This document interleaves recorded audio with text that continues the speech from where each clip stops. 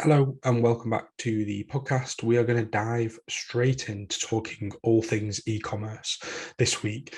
So many of you will know we have been pushing Shopify recently. We used to build e-commerce sites, or I say used to, we still do, but they're not as popular at the minute, using WordPress and WooCommerce. There are many different ways you can build e-commerce websites, and an e-commerce website is simply having the function to buy a product through the website. So most websites, say our website, although we do have some e-commerce functionality turned on actually on our website, but in general, a service-based business will be given information through the website, and in order to purchase that product, you would fill in a contact form or get in touch via telephone or email. You wouldn't purchase and put your credit card into the website, whereas an e-commerce website, you do actually do that transaction via the website.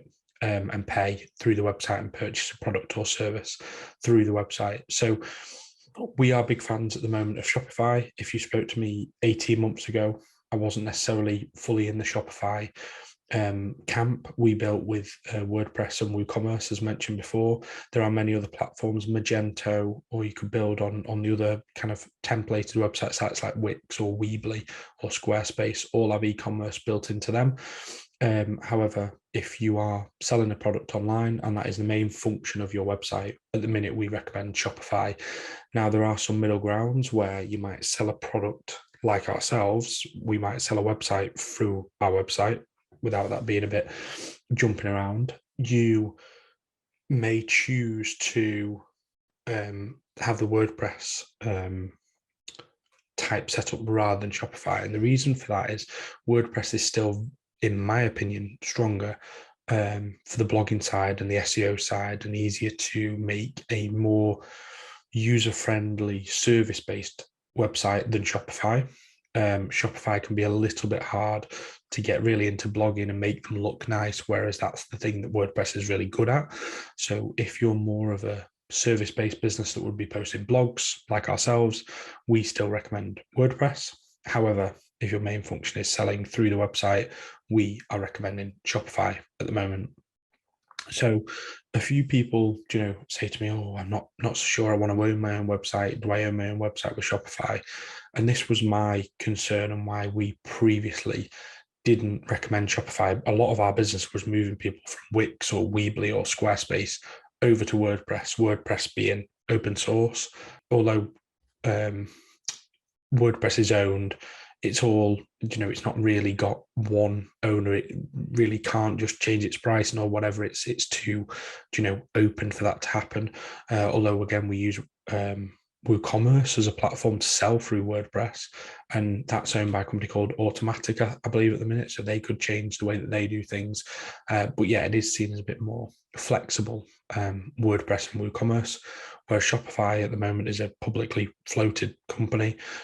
Obviously they're beholden to shareholders. If they change pricing or shut down or go bump, what happens to your website, which is a legitimate question. However, they've almost got to the point now where they're too big to fail and too big to change almost. So a fear of mine was it's $29 a month at the moment. What happens if they change their price to $35 a month on the minimum price, and that prices somebody out, which could still happen.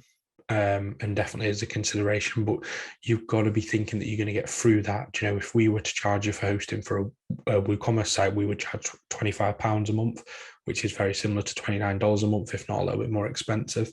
So it's cheaper than what we would charge you for WordPress hosting. To me, it's very competitively priced, and it's very, very scalable and easy. If your business does suddenly boom, it is a platform you can grow on. And having looked at some of the biggest e-commerce brands in the world, in the UK at the minute, places like Gymshark, I believe, is Shopify. To seem misguided or not on the high street is Shopify. I'll dig out some other examples of Shopify sites as we talk more about Shopify. But these are the modern e-commerce brands, and these are built using Shopify rather than legacy platforms or platforms like Magento, which may be a little bit more tricky to get into, certainly trickier to scale, certainly more expensive. So you can grow. I'm sure the Gymshark Shopify website costs them an absolute arm and leg to keep going, but then our a £1 billion business, they can afford that level. Whereas we have heard horror stories of small businesses over the years that have eventually got to the point where Magento is just too expensive to keep going, too expensive to keep upgrading, with Magento, it moved from Magento to Magento 2, and that was a huge process, huge migration. Fingers crossed Shopify doesn't have to go through that. It may do at some point in the future. My gut is they will iterate being a cloud-based product slowly rather than having a wholesale change that could affect your business. So we're just big fans of Shopify at the minute, but some concerns over that not owning your website. It can be a bit more expensive on the credit card charges, but all in all, we just think it's the place to go. It's going to give you the best chance of being successful in e-commerce. A few people talk to us about they've got an Amazon or an eBay shop or an Etsy shop, and should they have a Shopify shop? Should they move it all to Shopify? And that's what we're going to discuss next time, is the difference between Amazon, eBay, and Etsy, as opposed to Shopify and Magento and WordPress and WooCommerce and Wix and Squarespace.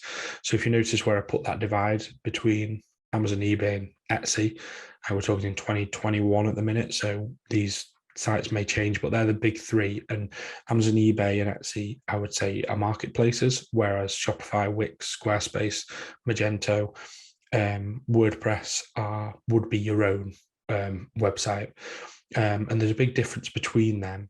And as I say, we get a lot of people coming to us that already have an Amazon or an eBay or an Etsy account, and they want to start a Shopify site, or they've started a Shopify site and it's not worked, and why hasn't it worked? So we're going to talk a little bit about that in the next episode, and we hope you can join us. Cheers.